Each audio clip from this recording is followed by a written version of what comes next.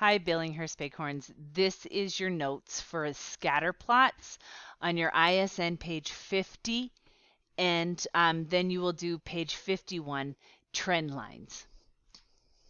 So open up your ISNs. You should be on creating and interpreting scatterplots.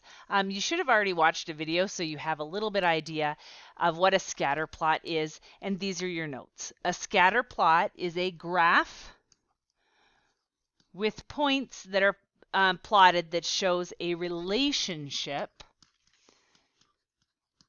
between two sets of data. So the X data and the Y data. The X is the independent variable and the Y is the dependent variable. These are considered bivariate data, and all this means is that there are two varying bits of information. So the X varies, that independent variable, and the Y varies. Get those notes, and then we're going to actually plot a scatter plot. So you create a scatter plot from the table, the information. In the table of values, the hours, or the first column, is going to be your X. You can see it written right here. It's the number of hours spent. That is your X variable. The score is going to be the Y variable. So what you need to do is plot each point. At X equals 2.5, you are going to plot it at 68. So right below the 70, you're going to plot a point. When X is 0.5, and you can see the scale they've used here, this represents half an hour. At X equals 0.5, you're going to plot the point 71. Pause the video and plot the points. This should be what your scatter plot looks like, where you've plotted every X and every Y point, and you have a whole bunch of dots or plots that are scattered all over the graph. That's a scatter plot.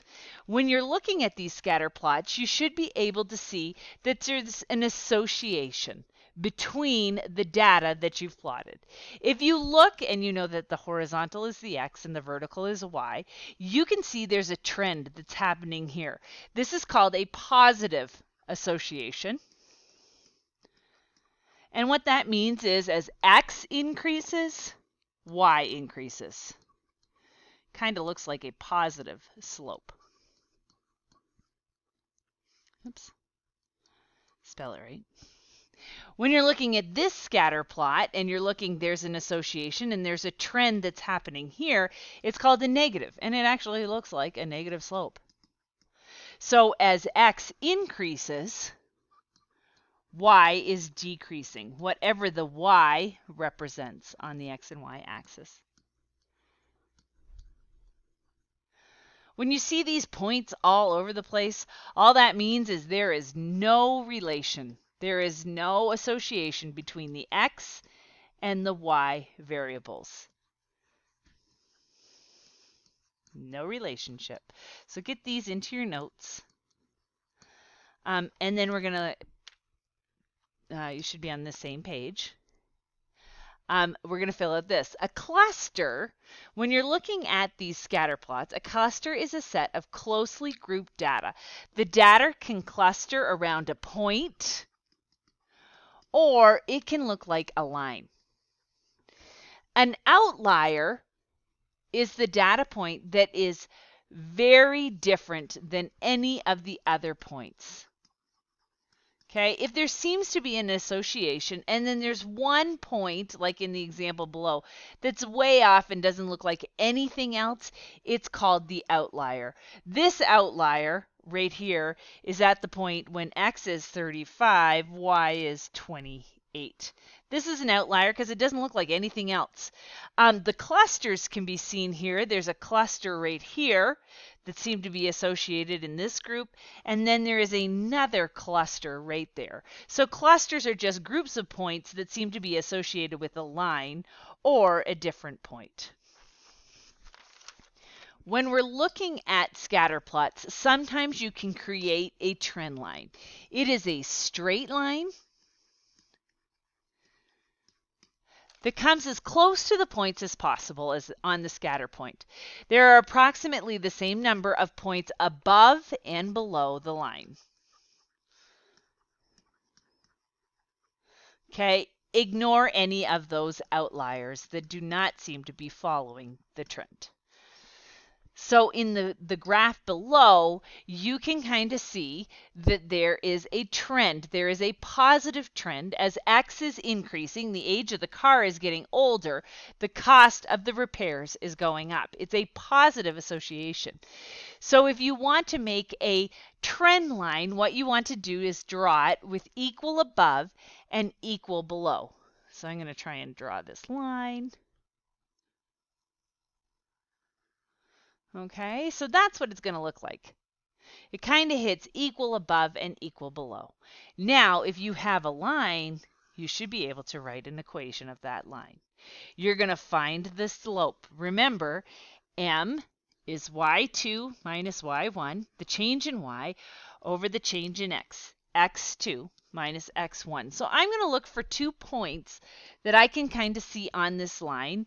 I kind of see one right here. When x is 1, y is about 100. And I see one right up here. When x is 7, it's pretty close to 800. So when x is 7, y is 800. It might be different on your line. So when you're doing this equation, I am going to substitute in y2, 800 minus 100. 7 minus 1. So I'm going to get 700 divided by 6, which means the slope of my line, the change in repairs over the change in time is going to equal approximately 116. I'm just going to say that for the sake of it's the cost in dollars. So I'm going to round that to 116. This is the change in money over the age of the car. That's the slope of the line. If I want to find the y-intercept, so y equals mx plus b, I have the slope. That was 116. And I have 2 points I can use. I'm going to use this point. So when y was 100, x was 1. At 1 year, it was costing $100. So now I can solve for b. 100 equals 116 plus b. That means that b is going to be minus 116. From both sides, negative $16. So the equation of this trend line, y equals the slope, that's the rate of change that the cost is going up in years, x, the number of years, minus 16. That's the equation of this line when I did it using my points. Yours might vary a little bit, but remember how to find slope and use your point to find the y-intercept. Make sure you have all of these notes in your ISN, and then what I would like you to try is the trend lines on the next page. See you tomorrow.